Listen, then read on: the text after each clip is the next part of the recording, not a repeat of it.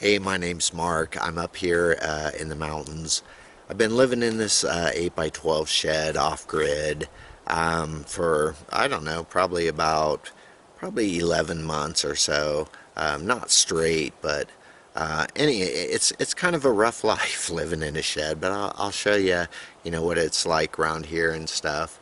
Um, I'm up by Crescent, Oregon, Crescent Lake, Oregon, and it is kind of in the middle of nowhere. A long time ago in like the 70s, they made this kind of development here, which is like, a couple hundred plots, 1 acre plots. And anyways, back then in the 70s, it was legal to camp on your own land, right? Nowadays, it's not legal to camp on your land, but for 21 days a year.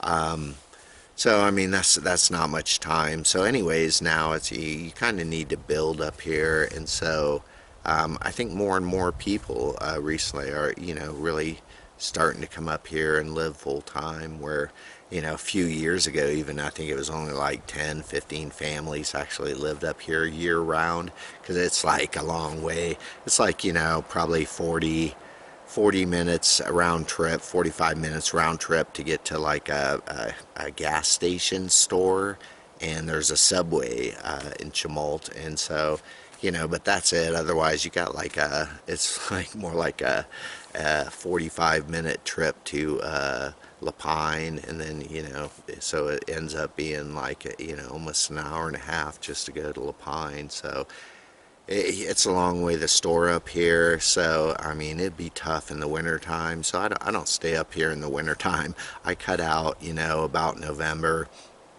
It just starts getting way too cold for this shed life. I'll show you. I mean, things start freezing up, and you can't deal with that kind of cold. Hey, here's my fancy shed. Let me show you around. Let me show you around my place here. But anyways, I built this a couple years ago actually. Like I said, it's my well house. This little pipe coming off the top, that's really just got a cap on it I can pop off.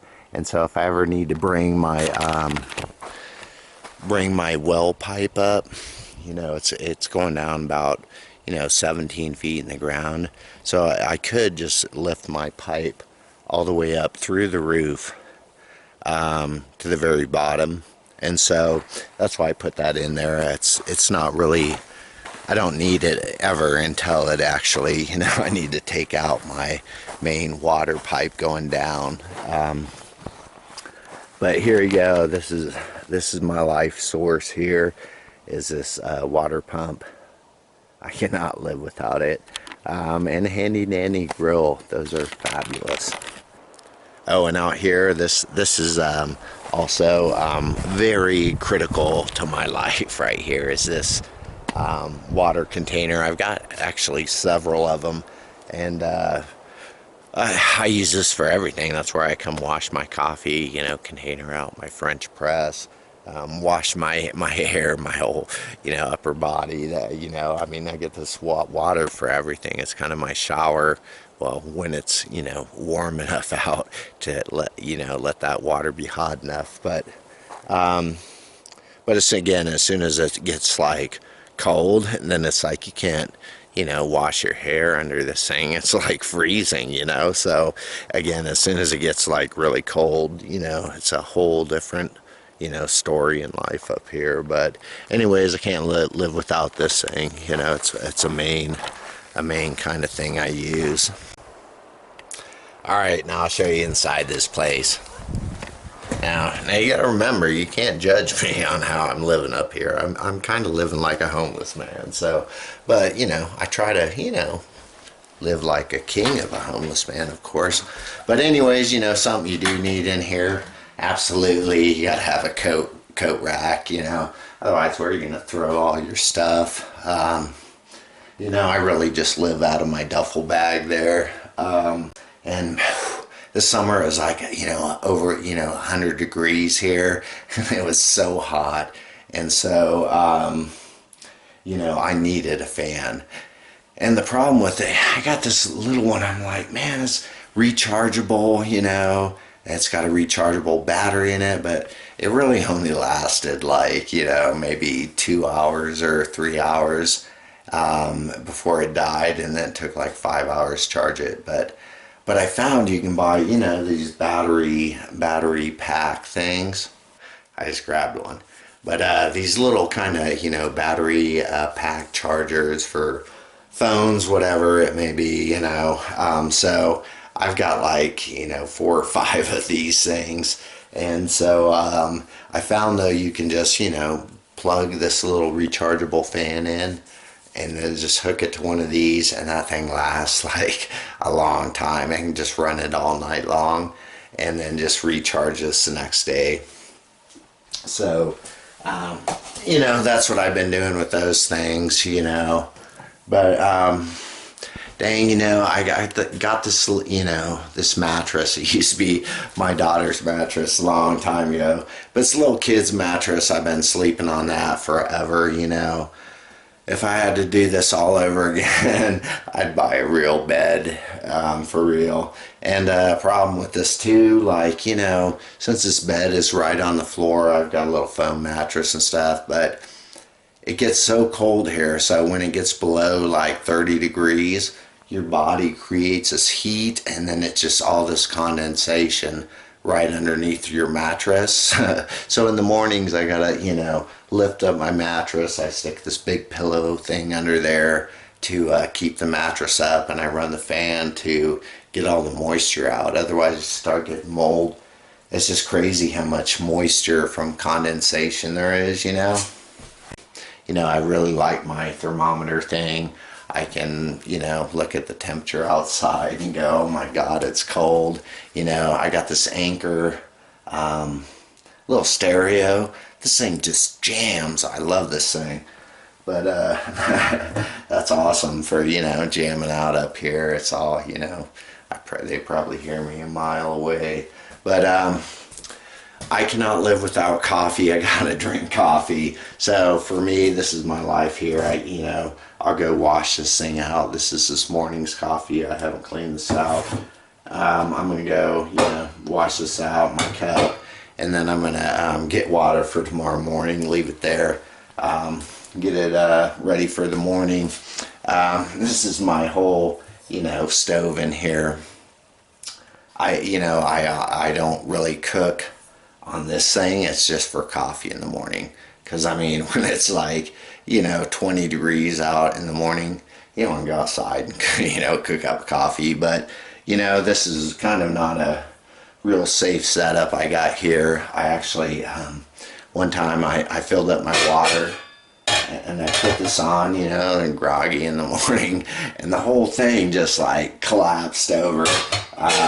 It just collapsed over, of course, flaming. I spilled water all over this. Flames are shooting out. It's like, oh my gosh. So, definitely get you a fire extinguisher living in your shed, fire safety. But, oh, and, cleaning up in here, boy, I have to clean like every other day, because you track in so much stuff. It's just this tiny shed, so, and usually I got my bottle of Windex down there, so I spray Windex on the floor, and I've got a ton of paper towels. I know that's dangerous, having your paper towels right next to the fire.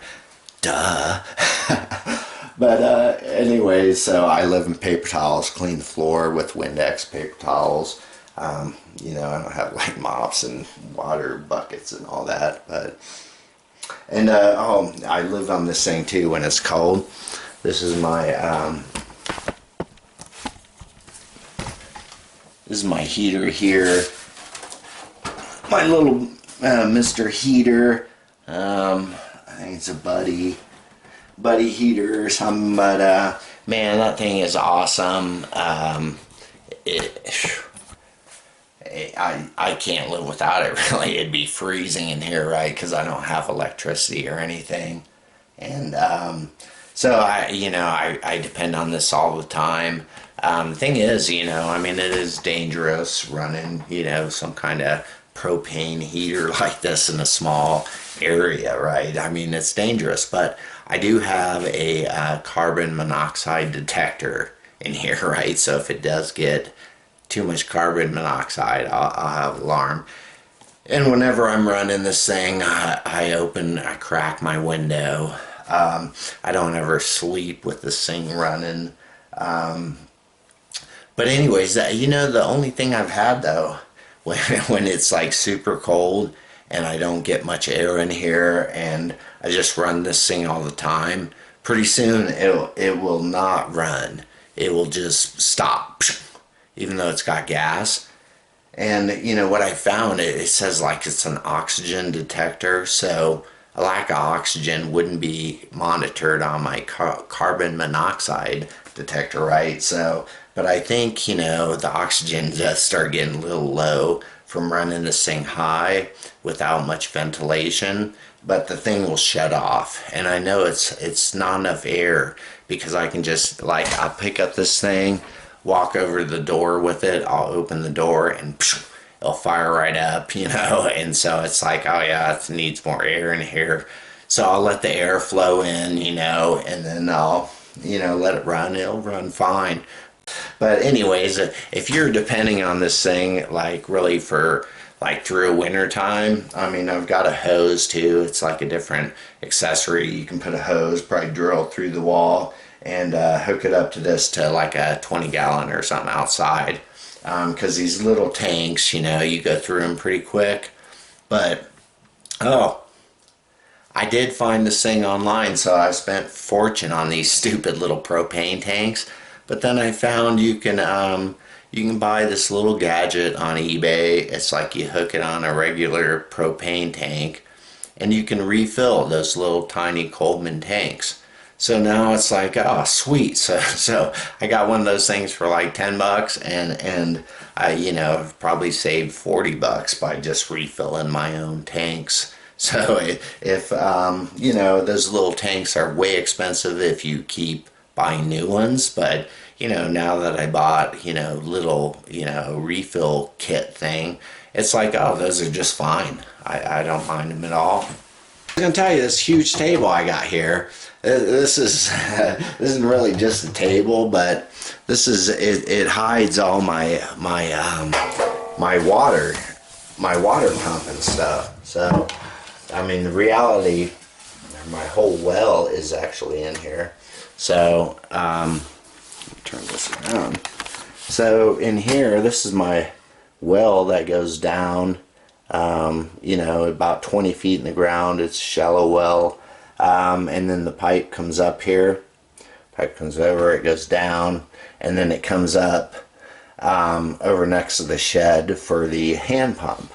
But anyways, so that's what this is. I mean, it goes down into the ground below the shed. That's the floor joist right there. And so it goes down. I put a little concrete block down there so bugs didn't get through. So yeah, that's what this this little desk thing, table is for. But and then I can store, extra propane and juice and stuff.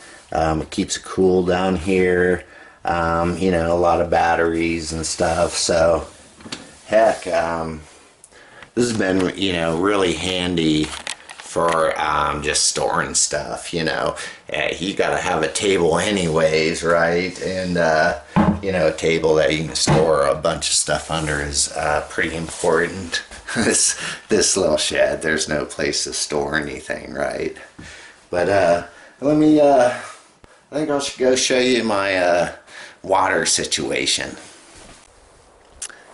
All right, before this whole water thing, I have to mention, self-protection up here in the mountains, and so this is my big self-protection up here in the mountains for my gun.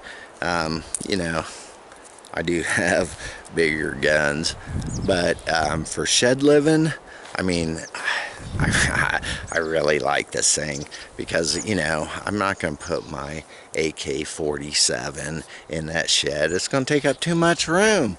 I mean, I need a little gun for a little house, right? And so to me, this thing is awesome. I mean, it's like 22 Magnum.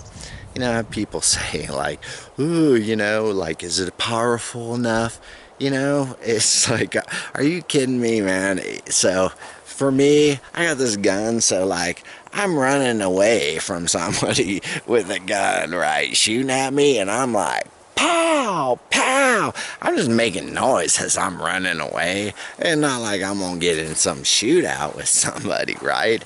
And so to me, it's like, what are you talking about? Anybody hears like a gunshot, this thing is so loud. If I just went boom, people would be like, whoa, what the heck? So, I mean, it's a noisemaker, you know, like, you know, it's not going to kill some bear that's coming after me. That's another reason I carry this around, you know. I mean, there's bears, mountain lions. At least I got a noisemaker, you know, scare them off. And you know what I love about this thing, man? It's so tiny. You can put it in this little pocket right here, and it's like a perfect holster, you know, for this gun. So it's like, it's so easy to carry, it's so light.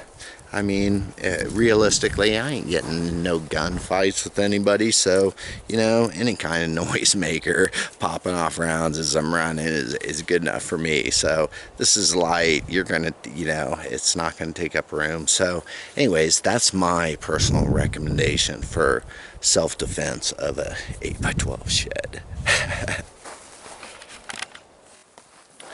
What's funny, before I show you my water toilet situation, just a couple weeks ago, I was watching the news, and there was like some natural disaster, you know, and this guy was on the news, and he said, we had to fill our toilets with buckets of water. It just isn't right. And I was like, oh my gosh, man, I feel like lucky as can be that I got a toilet over there that I can actually fill up with water, right? And so to me, it was just kind of funny looking at, you know, people's perspective sometimes, you know.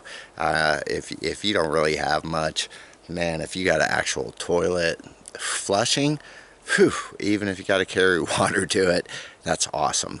So I don't agree with that. I feel, you know, very lucky. But here's this whole pumping thing. But, you know, I was going to say, too, my neighbor over there, I told him, I said, yeah, I use this, you know, old-fashioned pump here to pump up water. He's like, you know, it's all right if you want to come over to my place and use my hose. And I was just kind of thinking, like, really, it's kind of funny, but because I really think this hand pump is way like faster than actually turning on a hose. But I'm gonna time it. I'm curious now to see if it is. But anyways, this is my routine. I'm gonna go put some water in there to prime it first.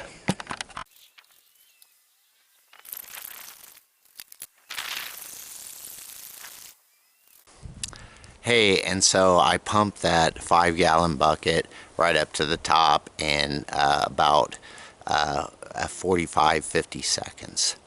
And so that's pumping, you know, faster than 5 gallons a minute. And so, yeah, this thing's pretty fast at pumping water. Good.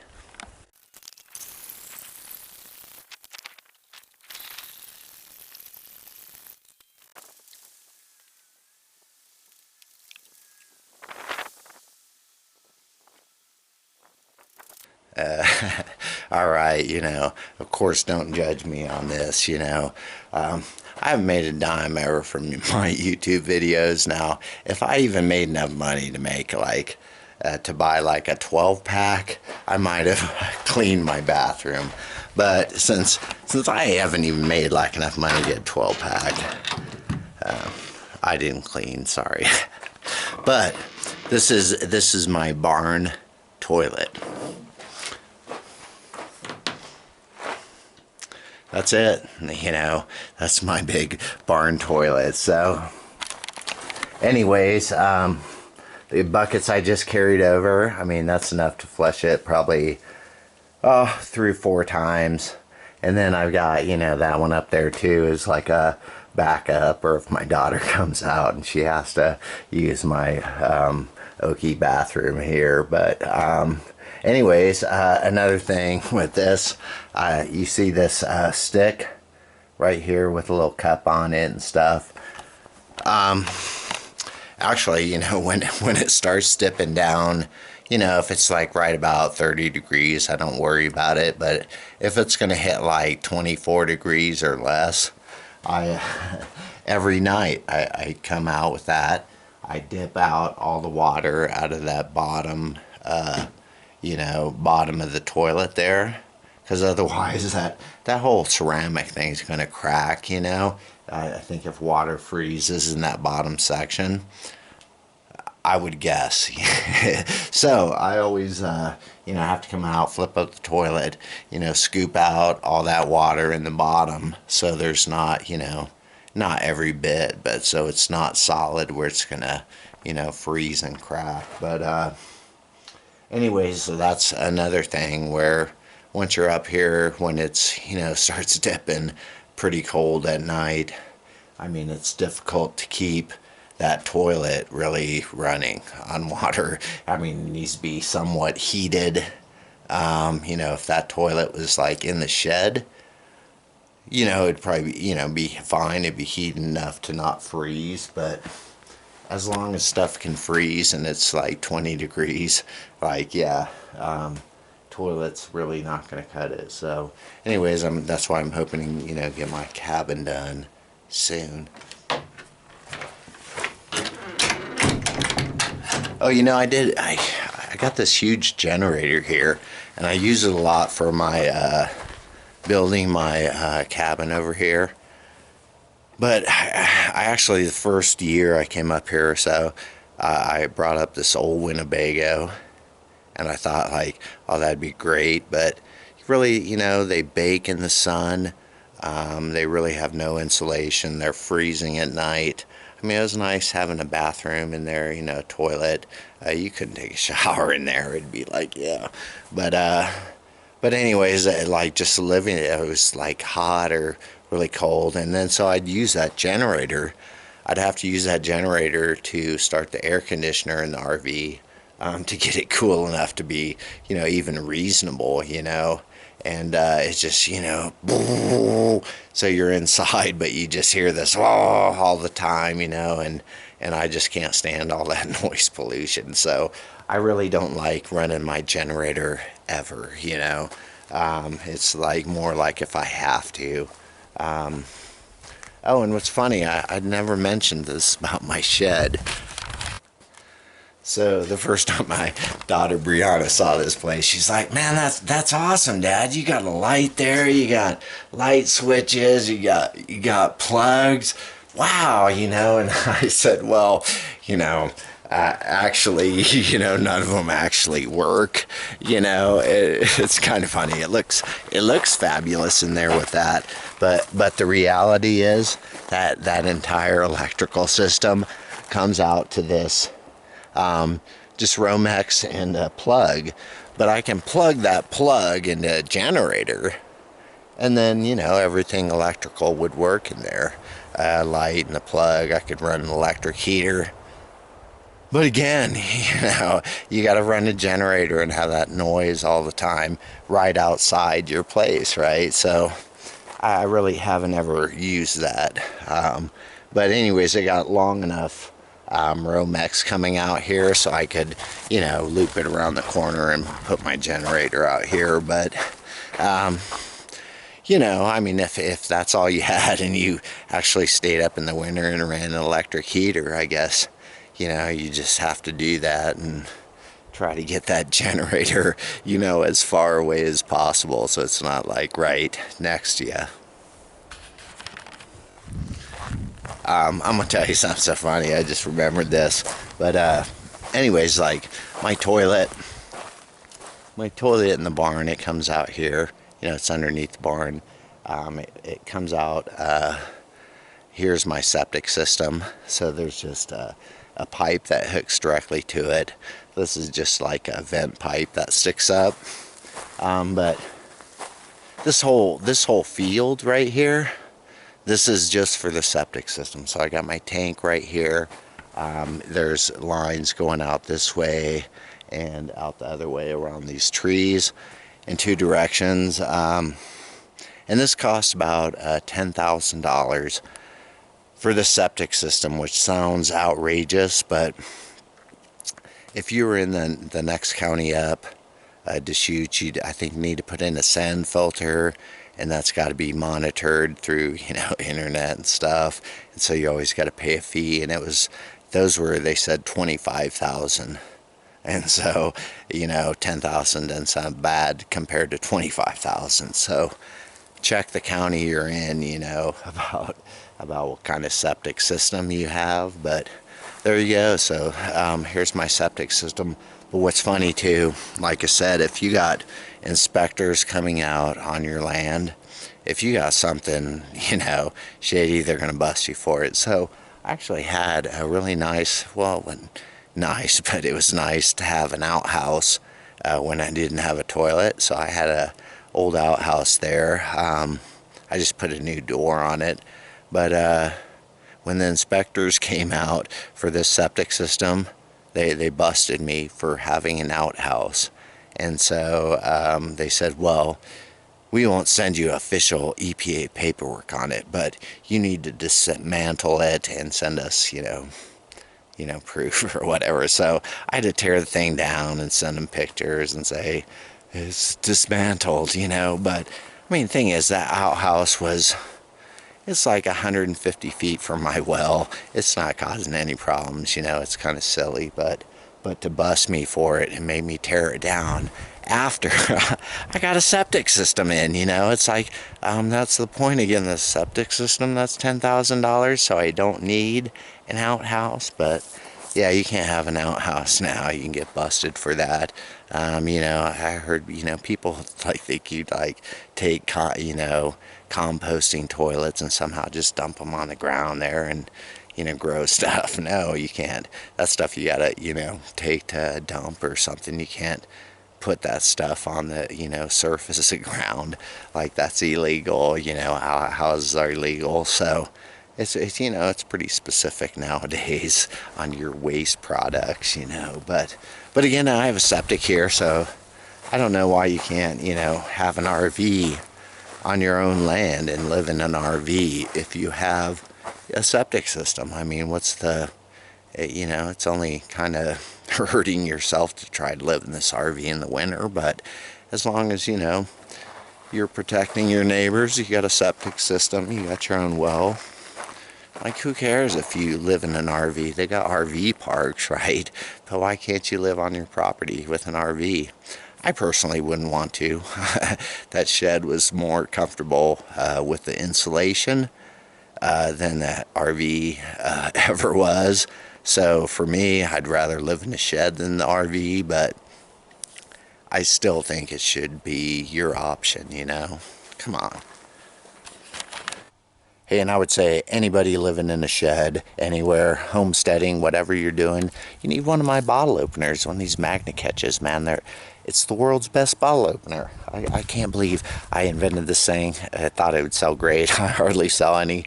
But really, I mean, this thing rocks. It's been sitting on this tree for like 3 years. It's got a magnet here to catch all the caps, and the rust is really from the caps. But for 3 years up here, it's pretty awesome. One problem I do have up here is chipmunks. I love chipmunks, but, they're like rats up here, and there's just so dang many of them, So, I'm sorry, daughter Brianna, but I have to kill these things off sometimes, because they just get thick up here. And, I mean, here's what it is. I mean, even my shed here, I mean, I got one right here, a hole going in, and they're all like, they love my shed too. They want a home underneath my home. So, there's another hole. So, I mean, I hear them under the ground and everything, and scratching and stuff. So I don't want these things under my house. And, I got probably a family of them down there. So I try to, thin them out a little bit. When I'm out hunting chipmunks, I got my favorite air pistol. I've had one of these things pretty much my whole life. It's my favorite, it's American classic. I got the stock on it, and I mean, it's really powerful, and I got a nice sight on it, red dot, and man, it's super accurate. I can hit chipmunks way out pretty far. But the thing is, it's pretty slow hunting chipmunks. And anyways, I put out rat traps, work pretty good. I put out rat traps with peanut butter on them, But the best thing is this bucket trick. I'll show you. I saw a video on YouTube. It works great. So here's the trick that I learned on YouTube. So this guy, I saw this one. He put this wire in here, across the top here, and he had a can on here. But I figured I already had this handle that spun, so I just put some peanut butter on there and kinked at the ends, and they just come up here and they fall into the water. This is filled about half up with water. I would show you inside the bucket, but whew, that's too much carnage for this video. And it is kind of like a serious problem with these chipmunks, because when I put in my electrical line here, the inspector was like, I would put it in conduit, don't just direct bury it, because the chipmunks will come, they'll eat right through it. And he had it happen at his place, and he said he had to tear up all the asphalt and everything to get underneath to fix his whole wiring, So anyways, they do damage, so you got to watch out for them. I've already got them burrowing under my plastic under the house and stuff. So dang chipmunks. And I've got no advice on the refrigeration thing. I've got the cooler here, right now I've got a little mini fridge across the street, so that's awesome. But for a long time, I only lived off this cooler, so really limits things, and where I'm at here, it takes about 40 minutes round trip to go get some ice. So if you want some ice or a bag of chips, it's a 40-minute drive. So in the summertime, every couple days I have to go drive the store just to get a couple bags of ice, and it's really $4 every time you get a couple bags of ice, So I don't have any good solution. The only thing I thought of water here is like ice cold. So you could make like a cooler kind of in the ground where water kind of flows into it, but of course you'd have to pump up water a few times a day, so I don't know. Hey, it's exciting movie time now. This is my whole movie setup right here. It's got my little tablet and it's hooked up to my sound system here, so from all walks of life. It works pretty good. I like it. What else you gonna do in the shed? Actually, most of my time up here, I'm really just working on my cabin, and I'm making videos for my cabin. So this is my, fun video. But yeah, besides videos, there's tons of stuff to do. Anyways, I'm going to show you where I'm going to go hang out and drink a beer somewhere. That's what I'll do for fun now.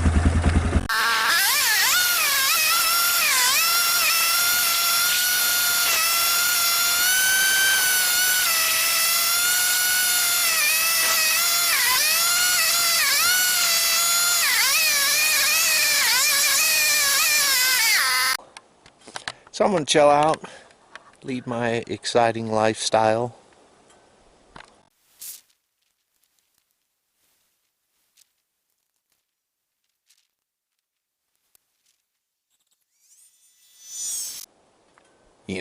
My friend with young kids, he said, Mark, your life sounds great. Like, all that peacefulness, all that quiet. You can do whatever you want. Like, wow. That's funny. And what else can I do up here?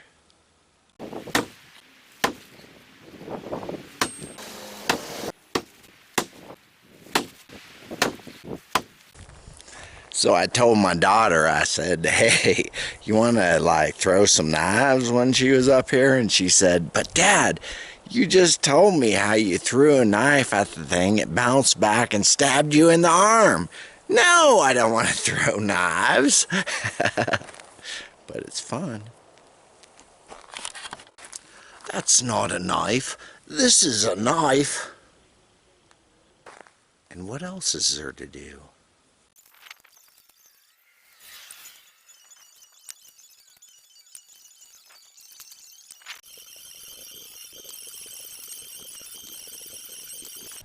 Hey, so I was trying out my new shorter bolts for the crossbow, and I have to say, man, there's a real tight, man, those are tight.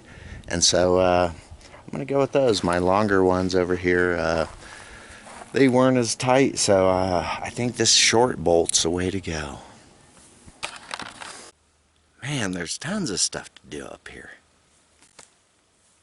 Have you ever thought about slingshots, really? I've been playing around with this one. It's just like a daisy from Walmart, but man, you could kill somebody with this if you were like really good at your accuracy. Kind of like David and Goliath.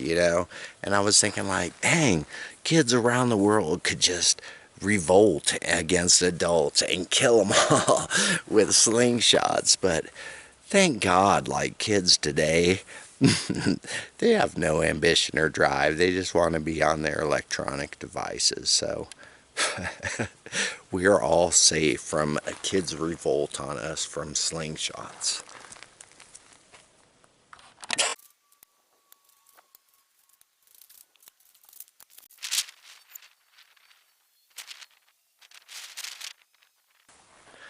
Hey, so I had to take a break from working on my cabin over there just to do basic life stuff, living in the shed. So my pump, I got to fix the leathers in that. Like I'm out of propane, I got to fill up propane tanks. I got to start filling up water because my little jug thing of water over here is I only had like about a gallon or so, gallon and a half, and it froze solid this morning. It was like, probably only 29 or so. But anyways, so I got to get water stocked up for, it's going to start freezing a lot now. So I got to get kind of ready for the cold weather. And I can't stock up too much water because those buckets, if I just leave out a bucket of water, the chipmunks will get in there and they'll drown, and then I'll come back and there'll be like 3 dead chipmunks. It's happened before if I don't cover a bucket. So I was like, I have to cover buckets, otherwise they're gonna be gross. But anyway, I gotta get ready for the cold weather coming.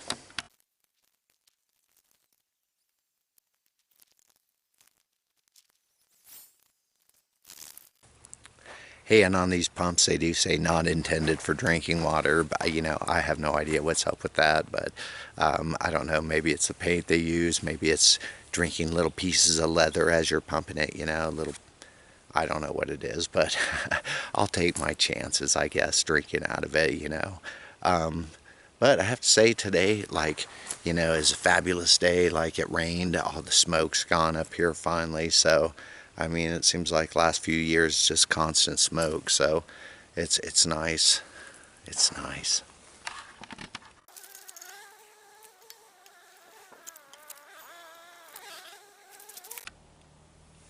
That's it. It's pretty easy to refill those tanks up, so you just got to wait a while then for it to fill up. But anyways, I got like all these tanks to fill up now, so I'm gonna get busy just filling up water today, I guess, and that's like 25 gallons, and get ready. But it's beautiful out now.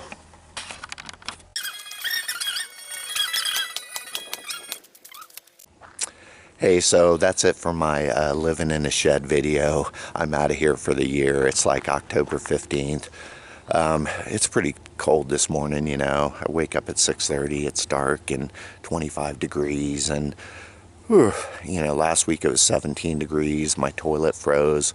My water pump stopped working, and so without water in a toilet, and life's pretty tough up here. So I'm gonna call it a year and get out of here. But it's always nice, staying in the shed for a while, and I go back to my house in the city, and it's like, wow, I'm so more appreciative of things in life, you know. It's like, wow, I got a toilet that fills up on its own. I just go to a sink and turn on the water and it works. And heat and TVs and couches and internet, and like, wow, life is easy back in a house in the city. But anyways, always good to get that perspective on life. And anyhow, that's it for the video.